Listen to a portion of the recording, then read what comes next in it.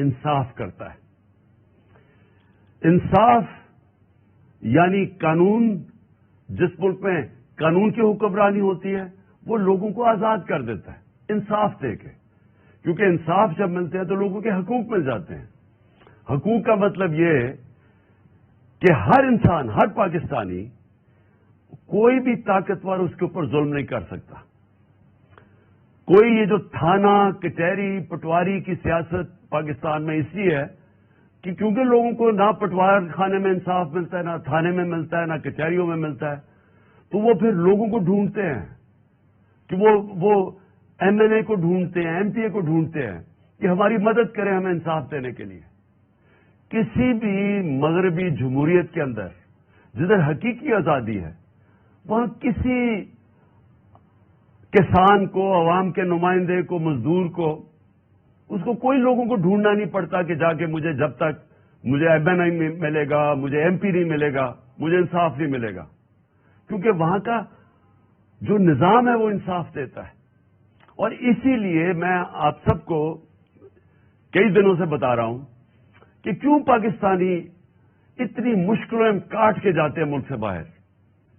چکوال میں تو نہیں، لیکن گجر خان کے کئی لوگ ہیں جو میں باہر ملا ہوں، یورپ میں ہیں، برطانیہ میں ہیں. وہ کیوں جاتے ہیں باہر؟ اور مشکلوں سے جاتے ہیں، کیونکہ ادھر ان کے جو ملک کا نظام ہے وہ کیونکہ وہاں انصاف ہے اور وہاں انسانوں کی حقوق کے تحفظ ہے، تو جو لوگ محنت کرتے ہیں انہیں پتہ ہے کہ ان کو محنت کا پھل ملے گا. یہ نہیں کہ وہاں کوئی پیسے لوگوں کو بانٹ رہا ہے. وہاں کا نظام ایسا ہے کہ جو محنت کرے گا اس کو اس کا پھل ملے گا. اور جو تیسری چیز کہ جو تجارت کرنے جاتے ہیں، مثلا کوئی سرمایہ کاری کرنے جاتا ہے، کوئی بزنس کرنے جاتا ہے، ادھر ان کو یہ اعتماد ہے کہ ان کی جو بزنس ہے وہ اس کو چلانے کے لیے کوئی رکاوٹیں نہیں آئیں گی، رشوتیں نہیں مانگی جائیں گی، سرکاری محکمے ان کی زندگی مشکل نہیں کریں گے جب تک وہ پیسے نہیں دیتے. اور اسی لیے وہاں سرمایہ کاری زیادہ ہے، وہاں خوشحالی زیادہ ہے، وہاں روزگار زیادہ ہے، کیونکہ وہاں لوگوں کی حقوق کی حفاظت ہے. تو انصاف ہوتا ہے تو خوشحالی ہوتی ہے. تو یہ آپ سب سمجھ جائیں کہ یہ جو ہماری حقیقی آزادی کی تحریک ہے اس کا سب سے بڑا مقصد یہ لوگوں کو آزاد کرنا، انصاف دے کے، اور انصاف دے کے خوشحال کرنا، روزگار دینا. یعنی وہ ملک جدھر سرمایہ کاری شروع ہو، جدھر کارخانے لگیں، جدھر کسانوں کی مدد ہو. اور میں کسانوں کے اوپر پھر سے آخر میں بات کروں گا. لیکن جب تک ایک ملک کے اندر قانون کی حکمرانی نہیں ہوتی، جب تک ایک ملک میں طاقتور اور قانون کے کمزور کے لیے ایک قانون نہیں بنتا، تب تک لوگ آزاد نہیں ہوں گے. اور میں بار بار یہ کہتا ہوں کہ اگر ملک کا ایکس پرائم منسٹر 50 سال سے وہ آدمی جس کو یہ قوم سب سے زیادہ جانتی ہے، کسی آدمی کو اس ملک میں 50 سال سے پاکستانی قوم نہیں جانتی میرے علاوہ. کرکٹ کے زمانے سے لوگ مجھے جانتے، اور میں سب سے بڑی پارٹی کا سربراہ ہوں. اگر میں اپنی ایف آئی آر نہیں کٹوا سکتا، اور ایف آئی آر اس لیے نہیں کٹوا سکتا کیونکہ میری اپنی حکومت ہے پنجاب میں، پولیس پنجاب کی پنجاب حکومت کے نیچے ہے، اس کے باوجود وہ ایف آئی آر نہیں کاٹ رہے.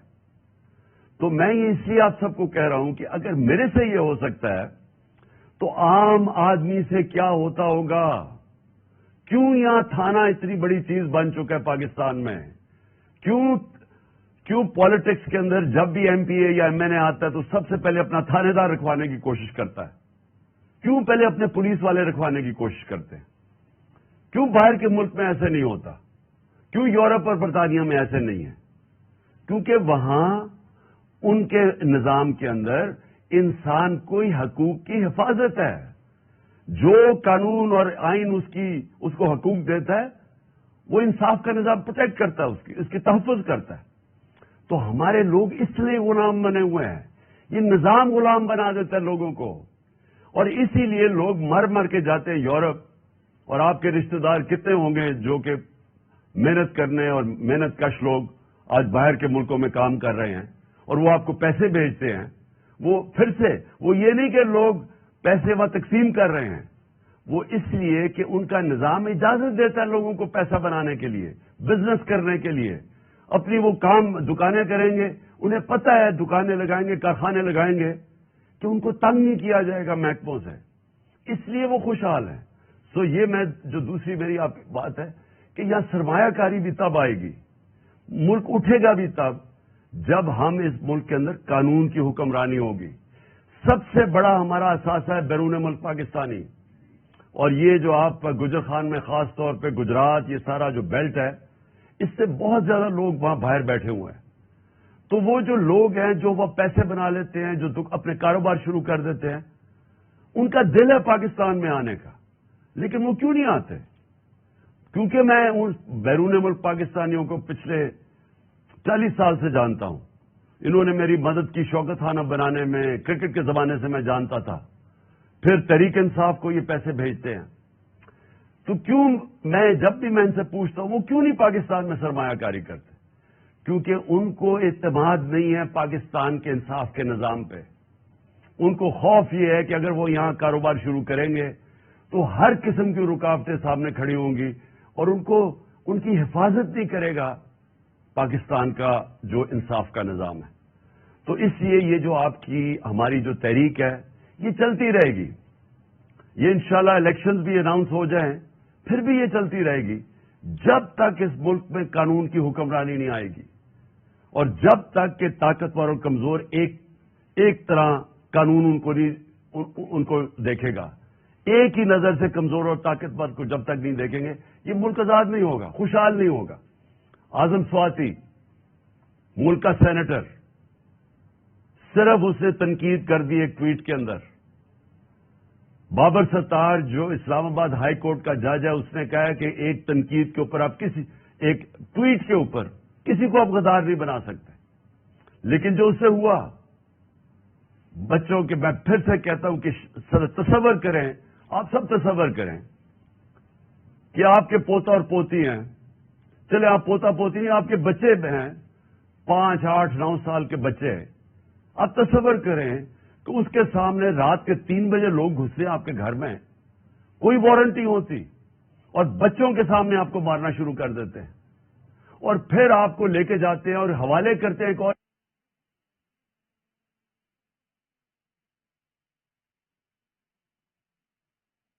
ان کو حوالے کر دیتے، تشدد کرتے ہیں۔ ایک معتبر آدمی باہر سے پیسہ بناتا ہے، محنت کش آدمی جو باہر سے پیسہ پاکستان لے کے آتا ہے، ملک کا سینیٹر ہوتا ہے، اگر اس سے یہ کر سکتے ہیں پھر آپ سب سوچ لیں کہ یہ آپ سب سے یہ ہو سکتا ہے۔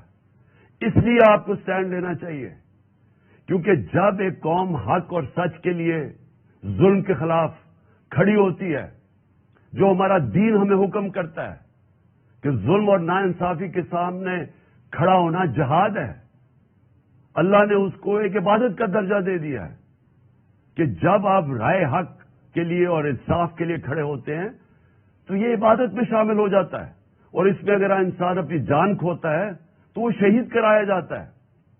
جس طرح ارشد شریف شہید، اس نے رائے حق پہ کھڑے ہو کے دھمکیوں کے باوجود وہ کھڑا رہا، اس کے اوپر ملک سے بھی باہر جانا پڑا، لیکن وہ ہٹا نہیں ہے حق اور سچ سے اپنی جان دینی پڑ گئی، جان کی قربانی دی اس نے، لیکن وہ ہٹا نہیں۔ تو ہم سب، ہماری قوم کے اوپر اب یہ لازم ہے کہ ہم اب ڈیمانڈ کریں کہ ان لوگوں کو انصاف ملے۔ ایک پاکستان کا نمبر 1 انویسٹیگیٹو صحافی جس کی ضمیر کی کوئی قیمت نہیں تھی، اس سے یہ ہوا ہے، ملک کے سینیٹر سے ہوا ہے، پاکستان کے ایکس پرائم منسٹر سے یہ ہوا ہے۔ ہمیں اگر انصاف نہیں ملے گا تو باقی کس کو ملے گا اس ملک میں انصاف؟ تو لہذا یہ مارچ جو ہے یہ ایک ہم اس کو عبادت سمجھ کے کریں، یہ جہاد ہے، میں اس کو جہاد سمجھتا ہوں۔ مجھے یہ جس طرح انشاءاللہ میں ٹھیک ہوں گا، اور کل میں بتاؤں گا کہ انشاءاللہ میں پنڈی کب آؤں گا اور کس دن میں چاہتا ہوں سارے پاکستان سے لوگ پنڈی آئیں اور اس میں شرکت کریں، ہماری حقیقی آزادی کی مارچ میں ساری قوم کو پتہ چلے کہ یہ پاکستانی قوم جاگی ہوئی ہے، یہ ظلم اب یہ نہیں برداشت کرے گی کہ جو طاقتور ہو وہ جو مرضی کر دے، وہ چوری کرے، ڈاکے مارے، پیسہ ملک سے باہر لے جائے، لندن کے بڑے بڑے محلوں میں وہ رہے، اس چوری کے پیسے میں جواب بھی نہ دے کہ پیسہ کدھر سے آیا ہے، ٹبر سارا باہر بیٹھ جائے اور وہاں بیٹھ کے پاکستان کے فیصلے کرے اور اپنے کیسز بھی معاف کروا لے۔ بےچارے جیلوں کے اندر چھوٹے بےچارے لوگ بھرے ہوئے ہیں، غریب لوگ بھرے ہوئے ہیں جیلوں میں، اور میں نے جو چند دن جیلوں میں گزارے، غریب لوگ تھے سارے وہاں، مجھے کوئی طاقتور ڈاکو وہ جیل میں نہیں نظر آیا، سب غریب لوگ تھے۔ اور وہ لوگ چوری کریں تو جیل میں۔ ایک جو میرا کمرہ صاف کرتا تھا ایک قیدی، تو میں اسے پوچھا، میں نے کہا تم نے کیا جرم کیا ہے؟ اس کا جو جرم تھا زیادہ سے زیادہ اس کو 6 مہینے جیل میں گزارنے چاہیے تھے، کیونکہ وہ غریب آدمی ہے۔ وہ 6 سال جیل میں تھا کیونکہ پوچھنے والا کوئی نہیں عام آدمی کو۔ کئی دفعہ ایسا ہوا ہے کہ لوگ مر چکے ہیں، جیلوں میں مر چکے اور بعد میں پتہ چلا بے قصور ہے، اور قصور ان کی غربت یا کمزوری ہے۔ تو ایک طرف وہ ہے اور ایک طرف اربوں روپے کا ڈاکہ مارو اور باقی ڈیل کرو، اور ڈیل کر کے NRO لے لو، پہلے جنرل مشرف سے لے لو، اب اس دور میں لے لو، اور بیٹھ کے جناب پھر پاکستان کے فیصلے کرنے شروع کر دو۔ مجرم اس ملک کے فیصلے کر رہے ہیں۔ یہ جو نواز شریف بیٹھا ہوا ہے وہاں، سارے ملک کو داؤ پہ لگایا ہوا ہے۔ سارے ملک کو پتا ہے کہ آج الیکشن کے علاوہ کوئی راستہ نہیں ہے پاکستان کا اس دلدل سے نکلنے کے لیے۔ اگر ہم اپنی معیشت کو مزید تباہی سے بچانا ہے، سب کو پتا ہے کہ صرف ایک ہی راستہ ہے کہ ایک صاف اور شفاف الیکشن ہو، ایک مضبوط حکومت آئے جو آئے 5 سال کے لیے، اور اس کے بعد ہماری جو معیشت ہے وہ پھر اٹھے گی، کیونکہ لوگوں کو اس وقت اعتماد ہوگا کہ ہم آج پیسہ لگائیں گے تو ہمارا پیسہ 5 سال تک کم از کم ایک حکومت ہے۔ آج نواز شریف الیکشن کروا نہیں رہا ایک وجہ سے، ملک کی نہیں وہ اس کو فکر، اس کا تو پیسہ ہی باہر پڑا ہے، وہ تو ہمیشہ جب مشکل آتی ہے باہر بھاگ جاتا ہے، لیکن اس لیے نہیں فیصلہ کر رہا کہ اگر وہ الیکشن کروائے گا وہ پٹ جائے گا، اگر وہ الیکشن کروائے گا وہ ہار جائے گا، اس لیے نہیں کروا رہا۔ اپنی ذات کے لیے اس ملک کو یہ داؤ پہ لگا رہا ہے، اور اس کو پھر سے میں کہتا ہوں کہ جو آدمی کا جینا مرنا پاکستان میں نہیں ہے، جس کا سارا بچے باہر برطانیہ پاسپورٹ لے کے بیٹھے ہوئے ہیں، وہ بیٹا 10 ارب کے گھر میں رہتا ہے، 4 محلوں کے اندر جو مریم کے نام پہ ہیں، وہ بتا نہیں سکتے پیسہ کدھر سے آیا، تو وہ لوگ اب مجھے بتائیں وہ آدمی پاکستان کا فیصلہ کر سکتا ہے؟ کیا اس کو یہ رائٹ ہونا چاہیے کہ الیکشن کب کروائے جائے؟ کیا اس کو یہ حق ملنا چاہیے کہ آرمی چیف کس کو بننا چاہیے؟ یہ وہ نواز شریف تھا جس نے اپنی کتاب میں جنرل آصف نواز کے بھائی نے لکھا ہے کہ 92 کے اندر جب یہ پرائم منسٹر تھا، مری کے گورنر ہاؤس کے اندر اس نے BMW کی رشوت دینے کی کوشش کی جنرل آصف نواز کو، جو اس نے مسترد کر دی۔ یہ کیوں اس نے کیا؟ باقی لوگوں کی ضرورت کہ ہم اپنے آرمی چیف رکھوائیں یا ہم ان کو رشوت دینے کی کوشش کریں آرمی چیف کو، کیونکہ ہم نے اپنی کوئی چوری نہیں بچانی، مجھے کوئی خطرہ نہیں ہے کہ میں نے کوئی غیر قانونی چیز نہیں کی ہوئی ہے، مجھے کوئی خطرہ نہیں ہے میری کرپشن کیسز کے اوپر، اس کو خطرہ ہے۔ اربوں روپے کی چوری اس نے کی ہوئی ہے، 30 سال سے یہ کر رہا ہے، اربوں ڈالر اس کے باہر پڑے ہوئے ہیں۔ اس کو پتا ہے کہ یہ ڈرا یہ ہوا ہے کہ اگر عمران خان آ گیا تو شاید پھر میرا احتساب شروع ہو جائے گا، اس لیے وہ آرمی چیف، میں یہ نہیں کہتا کہ آرمی چیف جو بھی بنائے گا وہ یہ کرے گا یا نہیں، کیونکہ عموماً یہ آرمی چیف بناتا ہے، اسی سے لڑائی ہو جاتی ہے پھر اس کی، کیونکہ وہ آرمی چیف تو ایک پروفیشنل آرمی کا سربراہ ہے۔ یہ جو اسے چاہتا ہے پنجاب پولیس کا IG کی طرح بنانا، وہ بن نہیں سکتا۔ تو یہ اس نے آرمی چیف سے، میں آج آپ کو کہہ رہا ہوں، یہ کہے گا کہ پہلے تو عمران خان کو کسی نہ کسی طرح فارغ کرو، کسی طرح بھی، تاکہ وہ الیکشن نہ لڑے، کیونکہ اس نے کبھی بھی، اس کو پتہ ہی نہیں ہے کہ نیوٹرل امپائر کے ساتھ میچ کیسے کھیلتے ہیں۔ یہ جمخانہ کے اندر بھی میں بار بار کہہ چکا ہوں، اپنے امپائر کھڑے کر کے میچ کھیلتا تھا، تو اس نے کہنا پہلے تو اس کو ہٹاؤ کیونکہ یہ مقابلہ نہیں کر سکتا۔ اس کے بعد اسے کہنا میرے سارے کرپشن کیس ختم کرو. یہ دوسری سے چیز کہنی ہے. اور تیسری اس نے پورے اپنے ہر قسم کا الیکشن کمیشن تو پہلے ہی اس کا ہے, تو یہ اس نے ان سب کو اپنے, جب تک اسے یہ نہیں پتا چلے گا کہ الیکشن جیت نہیں جائے گا, اس نے الیکشن ہی کروانے. اب مشکل کیا ہے کہ پاکستان نیچے جا رہا ہے, ہم بڑی تیزی سے نیچے جا رہے ہیں. میں کل بھی آپ کو کہا, میں آج بھی آپ کو کہہ رہا ہوں کہ ہم جب تھے 5% تھی پاکستان کا رسک یا خطرہ کہ ہم اپنے قرضے واپس نہیں کر سکتے. یہ مارچ اپریل میں پاکستان کی جو رسک تھی وہ 5% تھی, کہ صرف 5% چانس تھی کہ پاکستان قرضے واپس نہیں کر سکتا. آج 80% ہے. آج 80% چانس ہے. اور یہ کون فیصلہ کر رہے ہیں؟ باہر کی دنیا فیصلہ کر رہی ہے. یہ باہر کے فائنانس مارکیٹ فیصلہ کر رہی ہے, یہ ہم نہیں کر رہے. باہر جو فائنانس کی دنیا بیٹھی ہوئی ہے وہ اب یہ کہتی ہے کہ 80% چانس ہے پاکستان قرضے واپس نہیں کر سکتا. یہ سمجھ جائے کہ اس کا مطلب کیا ہے. اور میں کل بھی بتایا, میں آج بھی بتا رہا ہوں, اس کا مطلب یہ ہے کہ کوئی باہر سے سرمایہ کاری نہیں کرے گا پاکستان میں, کوئی باہر سے انویسٹمنٹ نہیں لے کے آئے گا پاکستان میں, اور کوئی باہر سے کمرشل بینک پاکستان کو قرضے نہیں دے گا. تو کیسے اب پاکستان کا جو ڈالر گیپ ہے, یعنی ہمارے پاس خسارہ ہے بہت بڑا, ہم کیسے یہ پورا کریں گے, کیسے اپنی قرضوں کی قسطیں دیں گے؟ اور اگر ہم یہ نہیں دے سکتے تو آگے جو آج حالات ہے نا, آج ان کے دور میں 50 سال میں سب سے زیادہ مہنگائی ہوئی ہے. ہمارے اور ان کے دور میں مہنگائی دگنی ہو گئی ہے. لیکن جو تب اگر آپ پاکستان خدا نخواستہ اپنے قرضے واپس نہ کر سکا تو وہ یہ آپ سوچ ہی نہیں سکتے کہ کدھر جائے گا, روپیہ کتنا گرے گا, مہنگائی کتنی ہوگی, بے روزگاری کیا ہوگی, پاکستان کے حالات کیا ہوں گے, کیا وہ کوئی کنٹرول بھی کر سکے گا. اور یہ سارے کو, جو بھی اکانومسٹ ہے پاکستان میں, جو ماہرین ہیں معیشت کے, سب کو پتہ ہی ہے. لیکن وہ آدمی جو لندن بیٹھا ہوا ہے وہ نہیں کروائے گا الیکشن, کیونکہ وہ اپنی ذات کے لیے اس کو پڑا ہوا ہے. اور اس لیے میں آج یہ آپ سب کے سامنے یہ کہنا چاہتا ہوں کہ ہمارے ملک, یہ جو ہماری مارچ ہے, یہ الیکشن اس لیے چاہ رہی ہے کہ یہ آدمی جس کا کوئی اسٹیک پاکستان میں نہیں ہے, یہ اس ملک کو تباہی کی طرف لے کے جا رہا ہے اپنی ذات کے لیے. اور اسی لیے بہت ضروری ہے کہ جب میں انشاءاللہ کل کے دن, میں آپ کو دن بتاؤں گا کس دن آپ نے پنڈی پہنچنا ہے, میں سمجھتا ہوں سارے پاکستانیوں کو اس طرف آنا چاہیے. اور میں ایک اور چیز پہ آج بات کرنا چاہتا تھا.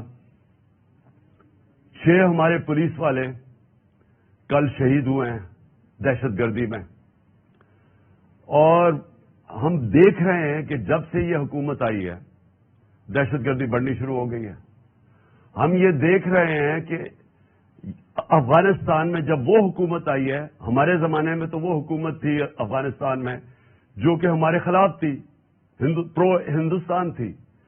آج وہ حکومت آئی ہے طالبان کی جو کہ پاکستان کے خلاف نہیں ہے, اور ان سے ہمارے تعلقات اچھے ہو سکتے ہیں کہ ہم جو پہلے افغانستان سے دہشت گردی آتی تھی, اس حکومت کے ہوتے ہوئے ہمیں اصولاً تو ہمیں اب افغانستان سے دہشت گردی آنی نہیں چاہیے. لیکن ہوا کیا ہے, جب سے یہ آئے ہیں پاکستان, پہلے تو سوات کے اندر ہم نے دیکھا کہ وہاں ایک پبلک سڑکوں پہ نکلائی, ان کو خوف آنا شروع ہو گیا کہ پھر وہ پرانے زمانے کی طرح وہاں حالات بگڑ رہے ہیں. اور پھر ہم دیکھنا شروع ہو گئے کہ دہشت گردی بڑھنی شروع ہو گئی ہے. اور اس حکومت کو پاس یہ سوچ ہی نہیں ہے, ان کے پاس ٹائم ہی نہیں ہے ان چیزوں کا سوچنا. نہ یہ معیشت کو سوچ سکتے ہیں, وہ تباہ ہو رہی ہے, نہ یہ سوچ سکتے ہیں کہ ملک کی سیکورٹی کو کیا کرنا ہے, نہ ان کی فارن پالیسی کا پتہ ہے کیا کرنا ہے. صرف مقصد ہے کہ ہمارے کرپشن کیسز ختم ہو اور کسی طرح تحریک انصاف کو ختم کیا جائے. یہ صرف ان کی پرائیورٹی ہے. تو آج یہ لمحہ فکر ہے ہم سب کے لیے, اور خاص طور پہ پختونخوا جدھر انہوں نے لوگوں نے بڑی قربانی دی. یہ جو ساری امریکہ کی جنگ میں ہم جب شامل ہوئے, سب سے تباہی قبائلی علاقے میں آئی. تو آج ہم سب کو سوچنا چاہیے کہ یہ جو بڑھتی جا رہی ہے چیز, اس کے اوپر یہ گورنمنٹ کیا کر رہی ہے. اور یہ بھی ایک وجہ ہے کہ جلدی سے یہ ان کو جانا چاہیے اور الیکشن ہونا چاہیے, تاکہ ابھی سے ہم اس کے اوپر کنٹرول کریں کہ یہ اور ہی ہمارے ہاتھ سے نہ نکل جائے. اور میں صرف ایک اپنے کسانوں کی طرف سے، کیونکہ اس وقت جو کسانوں کا حال ہو رہا ہے اور جو ہونے جا رہا ہے، میں نے کل بھی اس کے اوپر بات کی تھی کہ جس طرح کے حالات کسانوں کے لیے ہیں، مجھے خوف ہی آ رہا ہے کہ ہمارا تو جو 19% جی ڈی پی ہے وہ کسانوں کی طرح یعنی زراعت سے آتا ہے. ہمارے 2.5 کروڑ لوگ زراعت کے اندر ان کو روزگار ملا ہوا ہے. تو جب ہمارے دور میں 2600 ارب روپیہ 2600 ارب روپیہ ہمارے دور میں، کیونکہ قیمتیں کسانوں کو اچھی ملی تھی، وہ کسانوں کے ہاتھوں میں آیا تھا، جس کی وجہ سے ریکارڈ ٹریکٹر بکے، ریکارڈ موٹر سائیکل بکے، جس کی وجہ سے ایک پوری ملک کی اکانومی اٹھی، 4 فصلیں ریکارڈ ہوئی. وہ کیوں ہوئی؟ میں ذرا صرف آپ کو بتا دوں کہ کیوں یہ کسانوں کے اتنے اچھے حالات تھے. اس کی وجہ یہ تھی کہ ہم نے جو پورا اپنا پلان بنایا کہ ہم نے کسانوں کی مدد کیسے کرنی ہے، ہم نے پہلے تو فصلوں کی قیمت دلوائی، ان کو گنے کی پوری قیمت دلوائی. پہلے تو گنے کی جو قیمت سپورٹ پرائز تھا بھی اس سے بھی کم پیسے ملتے تھے، کٹوتی ہوتی تھی. ہم نے پوری قیمت دلوائی. کبھی کسانوں کو گنے کی اتنی قیمت نہیں ملی جتنی ہمارے دور پہ. باقی فصلوں کی، گندم کی، ساروں کی ہم نے ان کو قیمت دلوائی. دوسرا، ہم نے جو بجلی ہم نے دی وہ 8.5 روپے یونٹ ٹیوب ویل کے اوپر دی، 8.5 روپے یونٹ. آج وہ بجلی ہے 22 سے 24 روپے یونٹ. تو کسانوں کو میں ذرا بتا رہا ہوں کہ ہم نے کیسے ان کی مدد کی، جس کی وجہ سے ریکارڈ پیداوار ہمارے ٹائم پہ ہوئی. ہمارے زمانے میں ہم نے جو ڈی اے پی کا جو کھاد ہے اس کو ہم نے 1500 روپے پہ رکھا، ہم نے سبسڈائز کیا. ہم نے جو چون جو کسان استعمال کرتا ہے مشینیں، چون کے اوپر سبسڈی دی ہم نے. اور ہم نے پھر جو کسانوں جو گنے والے کسان تھے، ہم نے ٹائم پہ ہم نے 10 نومبر کے اوپر ان کی کرشنگ سیزن شروع کروایا. ہم نے ملوں کے اوپر فائن کیا کہ اگر آپ نے 10 نومبر نہ کیا ہم فائن کریں گے، اور ہم نے قیمت دلوائی. تو آج کیا ہو رہا ہے، آپ ذرا تماشا دیکھیں اب کیا ہو رہا ہے. کوئی سبسڈی نہیں ہے اب کھادوں کے اوپر، کوئی بیج کے اوپر، پیسٹیسائڈ پہ اب کوئی سبسڈی ختم کر دیا کسانوں کے لیے. تو ان کے خرچے اور بڑھ گئے ہیں. بجلی میں نے بتایا کہ 22 سے 24 روپے یونٹ پہ پہنچ گئی ہے. کسانوں کو جو ہم نے قرضے دینے شروع کیے تھے، یا سود کے بغیر غریب کسانوں کو یا سستے، وہ سارا ان کے اوپر پوری کوئی سبسڈی نہیں ہے قرضوں پہ.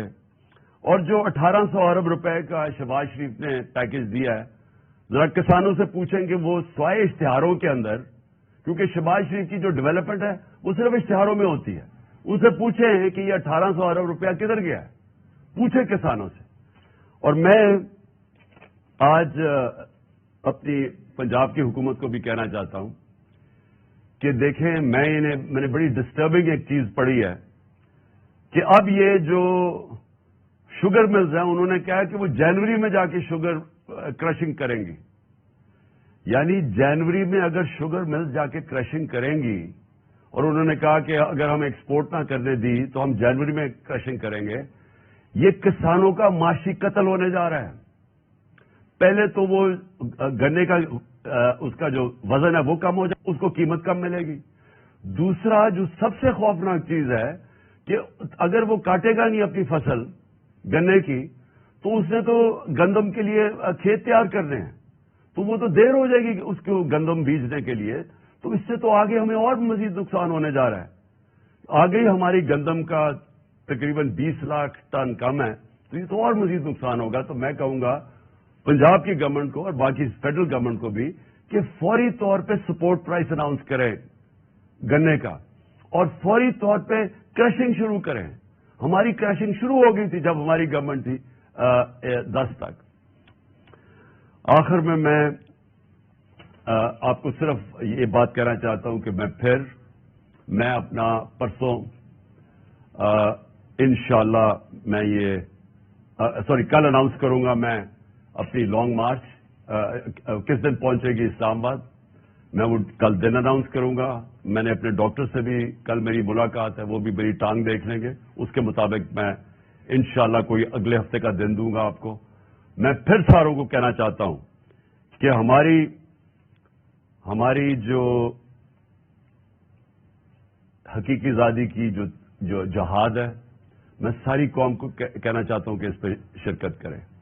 میں صرف ایک چیز سے ختم کرتا ہوں کہ یہ اس طرح کے آج حالات میں نے مارشل لا, مشرف کے مارشل لا میں نہیں دیکھے. خاص طور پہ جو صحافیوں کے اوپر پریشر ہے, جو میرے اوپر ایف آئی آر, ہمارے لوگوں پہ, یہ کبھی ایسے نہیں تھا. یہ صرف ڈرانے دھمکانے کے لیے. میں آج بولڈ ٹی وی والے شعیب شیخ کو, انہوں نے اس کی زندگی کو خطرہ ہو گیا. پہلے اس کو تھا ارشد شریف کو, آج شعیب شیخ کا مجھے پیغام آیا, اس کو دھمکیاں دے رہے ہیں کہ اس کو ماریں گے. اس صرف کہ بولڈ ٹی وی ہمیں اٹھا رہا ہے. میں جو بھی آج اقتدار میں بیٹھے ہوئے ہیں اور جو ہینڈلر کہ یہ پاکستانی قوم ہے, انسان ہے, بھیڑ بکریاں نہیں ہے کہ ہمیں ڈرا دھمکا کہ آپ جدھر مرضی چاہے موڑ دیں. یہ قوم پیچھے نہیں ہٹے گی. آپ فیصلہ صرف یہ کرنا ہے کہ تبدیلی پرامن آئے گی یا پھر وہ جو تباہی والی تبدیلی ہوتی ہے جو سب کے ہاتھ سے نکل جاتی ہے, یہ وہ آئے گی. لیکن تبدیلی کو اب کوئی نہیں روک سکتا. پاکستان زندہ باد. کل میں بتاؤں گا کہ راولپنڈی کب آؤں گا. قوم اب ظلم برداشت نہیں کرے گی. چوری کر کے سارا ٹبر ملک سے باہر بیٹھا ہوا ہے. ہم حقیقی آزادی مارچ عبادت اور جہاد سمجھ کر رہے ہیں. قوم سمجھ گئی ہے کہ حقیقی آزادی مارچ کا مقصد کیا ہے. اب وقت آ گیا ہے کہ ہمارا ملک حقیقی طور پر آزاد ہو. سب سے پہلے قوم کے فیصلے ملک کے اندر ہوتے ہیں. کوئی بیرونی طاقت یا سپر پاور ملک کے فیصلے نہیں کرتی. روس سے بھارت سستا تیل خرید سکتا ہے تو ہم کیوں نہیں. یہ خوف ہے کہ سپر پاور ہم سے ناراض نہ جائے. جس ملک میں قانون کی حکمرانی ہو تو انصاف ہوتا ہے, لوگوں کو حقوق ملتے ہیں. تھانہ کچہری میں پٹواری کی سیاست ہے, اس لیے وہاں انصاف نہیں ملتا. کسی بھی جمہوری ملک میں جہاں حقیقی آزادی ہو وہاں کا نظام انصاف دیتا ہے. لوگ باہر جاتے ہیں کیونکہ بیرون ممالک انصاف اور انسانی حقوق کا تحفظ ہے. جو لوگ باہر جاتے ہیں ان کو پتا ہے کہ بیرون ملک محنت کا پھل ملے گا. اور اب بات کریں گے پی ٹی آئی کے حقیقی آزادی مارچ کے لیے پولیس تاحال سیکیورٹی پلان کو حتمی شکل نہیں دے سکی. مارچ کے قافلے کل راولپنڈی اور اسلام آباد پہنچیں گے. ذوالقرنین حیدر ہمارے ساتھ ہیں, ان سے مزید جانیں گے. ذوالقرنین بتائے گا اس بارے میں. جی بالکل, پاکستان تحریک انصاف کا لانگ مارچ جو ہے وہ راولپنڈی کے قریب پہنچنے والا ہے اور ابھی تک اسلام آباد میں سیکیورٹی پلان کو حتمی شکل نہیں دی گئی ہے. یہ بتایا گیا ہے کہ راولپنڈی اور اسلام آباد میں کل کچھ قافلے جو ہیں وہ بھی پہنچ جائیں گے. اسد عمر شاہ قریشی کے اپنے قافلوں کے ہمراہ ہفتے کی شام روات پہنچیں گے. پرویز خٹک کے پی کے قافلے کے ہمراہ کل شام ترنور کے قریب پہنچیں گے. جبکہ ابھی تک نہ تو کوئی میٹنگ بلائی گئی ہے, نہ ہی کوئی حتمی سیکیورٹی پلان جو ہے وہ جاری کیا جا سکا ہے. جی ٹھیک ہے, تفصیلاً اپڈیٹ کرے تھے, بہت شکریہ آپ کا. تحریک انصاف کے سینیٹرز کا احتجاج جاری ہے. سینٹ میں اپوزیشن لیڈر شہزاد وسیم کہتے ہیں سینٹ آج اپنے لیے انصاف مانگ رہا ہے. عوام کے لیے بھی ہمارا مطالبہ یہی ہے. شبلی فراز بولے مجھے اپنے حکومتی سینیٹرز کی خاموشی سے شکوہ ہے. ان کی خاموشی اس جرم کا ساتھ دے رہی ہے. سینٹ جو ہاؤس آف فیڈریشن ہے وہ اپنے ساتھی کے لیے بھی انصاف مانگ رہا ہے, وہ پاکستان کے عوام کے لیے بھی انصاف مانگ رہا ہے. ہمارا مطالبہ وہی ہے جو اس آئین پاکستان میں درج ہے. ایک طرف 13 جماعتیں احتجاج ہونے کا گٹھ جوڑ ہے. یہ کریکٹر والے لوگ آج عمران خان پر انگلی اٹھانے کی کوشش کر رہے ہیں. آپ کے پاس کھڑی ہے, وقت عمران خان کے پاس ہے. فون کرتا ہوں, اس ملک کی نیا ڈوب رہی ہے, انصاف دیا جائے. آئین جس میں پتہ نہیں 400 یا 600 یا 500 صفحے ہیں وہ ختم کر کے ایک لائن کا آئین بنا دیا جائے, اور وہ ہے جس کی لاٹھی اس کی ہے. قانون ایک سلیکٹو طریقے سے استعمال ہو رہا ہے. پارلیمان کے ممبران کی کوئی حیثیت نہیں ہے. میرا گلہ ہے ٹریجری بینچ میں جو سینیٹرز بیٹھے ہوئے ہیں ان کی خاموشی اس جرم میں شرکت کی مظہر ہے. رجیم چینج کا بیانیہ ہے. کوئی تبدیلی ہم نے اپنی پالیسی میں نہیں کی. ہم امریکہ کے ساتھ برابری کے تعلقات کو چاہتے ہیں, غلامی ہرگز نہیں چاہتے. مزید خبریں ایک بریک کے بعد.